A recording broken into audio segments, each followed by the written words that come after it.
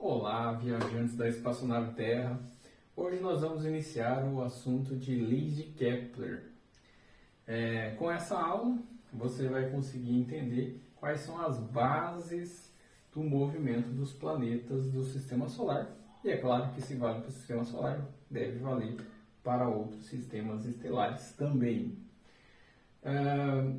Antes de começar as leis de Kepler, a gente precisa relembrar que nós estamos num contexto onde a humanidade está questionando o geocentrismo, a Terra no centro do universo, e chegando à conclusão de que, na verdade, a Terra gira em torno do Sol, e a Terra não é o centro do universo.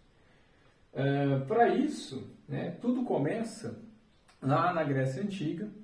Aristóteles, o maior expoente da teoria do geocentrismo, acredita que a Terra está parada, e é um senso comum, a gente nasce acreditando, a gente olha para a Terra e nós estamos parados em relação a ela, então é natural que as suas primeiras explicações se baseassem nisso. A Terra parada e o universo inteiro, o Sol, todos os outros planetas girando em torno da Terra.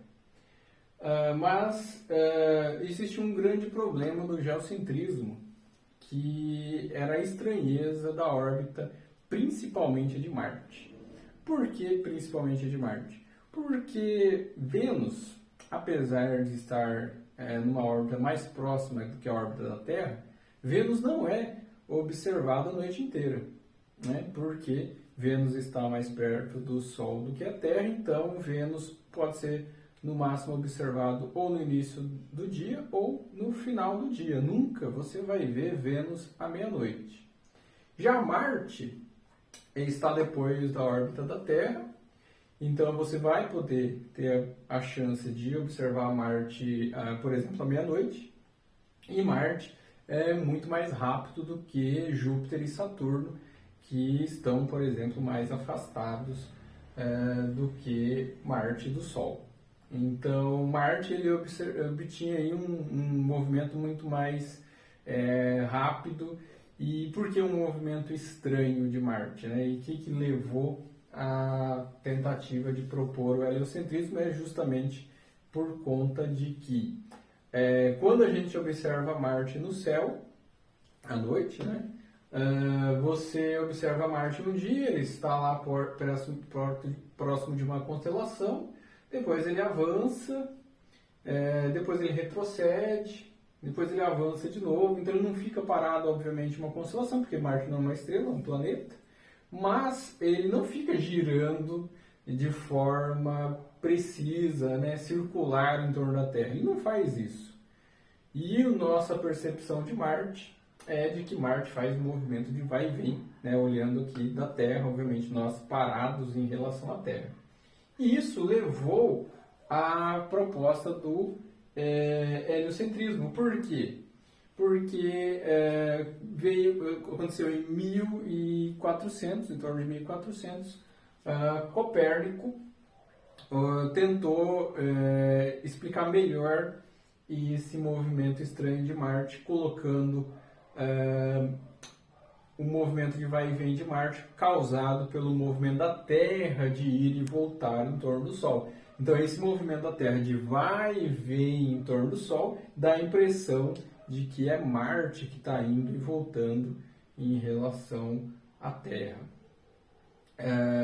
E isso vai, então, ser muito mais simples de explicar, quem faz isso é Copérnico, ser muito mais simples de explicar do que o geocentrismo. Como que o geocentrismo fazia para explicar o movimento de vai e vem de Marte? Propondo que Marte ele girava em torno da Terra, ele fazia giros dentro dessa órbita, o que era muito estranho, e não funcionava. O pior de ser complicado é que não funcionava. Existiu um astrônomo que conseguiu fazer um modelo geocêntrico bem mais razoável para tentar explicar o movimento estranho dos planetas, que foi Tycho Brahe.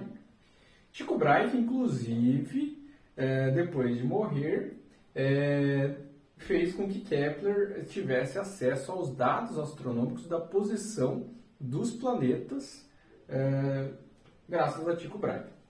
Então, por que Tycho Brahe conseguiu um modelo melhor? Porque ele colocou um modelo em que a Lua girava em torno do Sol, da Terra, a Lua girava em torno da Terra, o Sol girava em torno da Terra, mas os planetas giravam todos em torno do Sol. Então, o movimento de vai e vem de Marte poderia ser explicado porque Marte gira em torno do Sol, né?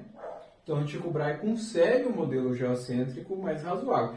Porém, Kepler, ele vai preferir a ideia já consolidada por Copérnico e depois também com Galileu, que já propõe a ideia da inércia, em que a gente pode estar em movimento junto com a Terra, a gente não percebe o movimento da Terra porque a gente se movimenta junto com ela.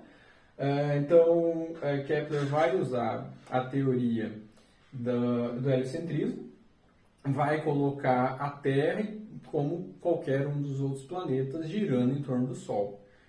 Isso faz mais sentido porque é um modelo mais simples do que o geocentrismo de Tycho Brahe.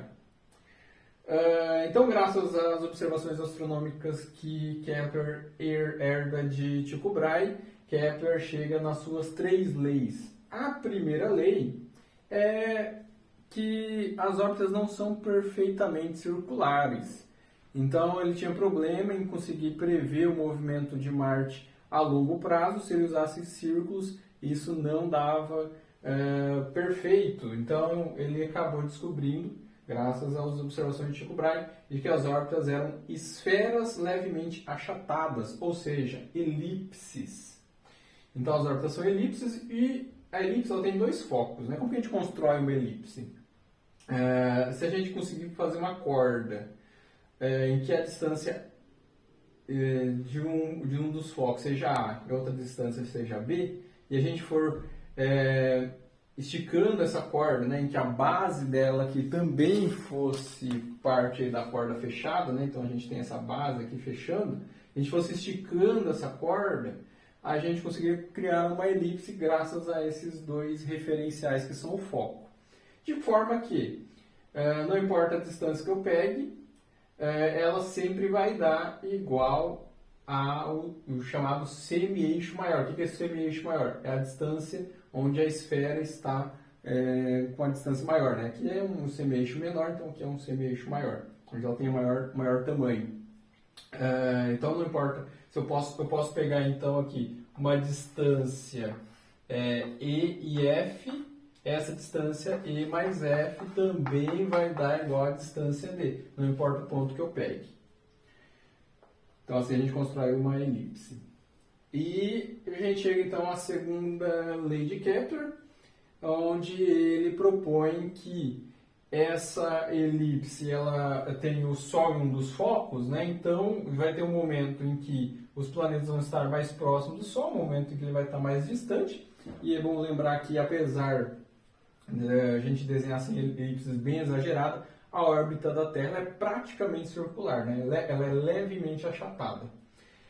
Mas ela, mesmo sendo levemente achatada, ela vai ter um ponto que a gente vai chamar de periélio, um ponto de afélio, que para a Terra varia de 147 a 152 milhões de quilômetros. Então, 147 milhões de quilômetros a gente tem o periélio, 152 milhões de quilômetros a gente tem o afélio. Uma distância que varia pouco perto, né, do valor que é os aproximadamente 150 milhões de quilômetros da nossa distância até o Sol. E ele propõe então que já que essas distâncias elas são diferentes, aqui eu vou ter uma velocidade maior no periélio e o planeta afastado ele vai ter uma velocidade menor. Ele vai ser menos atraído pelo Sol. Mas, se esse planeta estiver levando 1 mês para percorrer essa distância, e aqui ele também levar 1 mês para percorrer essa distância, isso significa que essas áreas elas são iguais. Então, em áreas iguais, eu percorro tempos iguais. Essa segunda lei, então, a primeira elipse, segunda lei das áreas iguais em tempos iguais, e agora vamos para a terceira, conhecida também como lei dos períodos. Vamos considerar aqui o Sol em um dos focos da elipse, 2 planetas girando em torno do Sol, a Terra e Marte.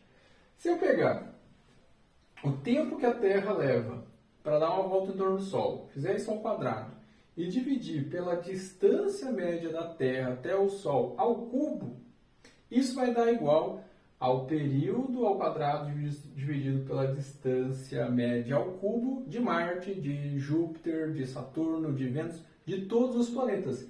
Então, essa relação é constante para todos os planetas do Sistema Solar.